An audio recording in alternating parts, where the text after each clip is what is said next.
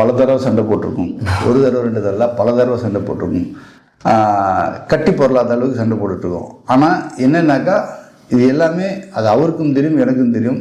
இந்த ஸ்க்ரீனுக்கு தான் சண்டை போடுறோன்றது, ஸ்க்ரீனில் படம் நல்லா வரும்ன்றதுக்காக தான் சண்டை போடுவோம்னு தெரியும். அவர் என்கிட்ட என்ன கற்றுக்கிட்டாருன்னா எனக்கு தெரியுது. நான் அமீர்கிட்ட பல விஷயங்கள் கற்றுக்கிட்டேன். எப்படின்னாக்கா இப்படியெல்லாம் கூட பர்ஃபார்மன்ஸ் வாங்க முடியுமா அப்படின்னு ஒரு விஷயம் இருக்குல்ல, அவர் வாங்குற ஒரு டீட்டெயிலிங் இருக்குல்ல.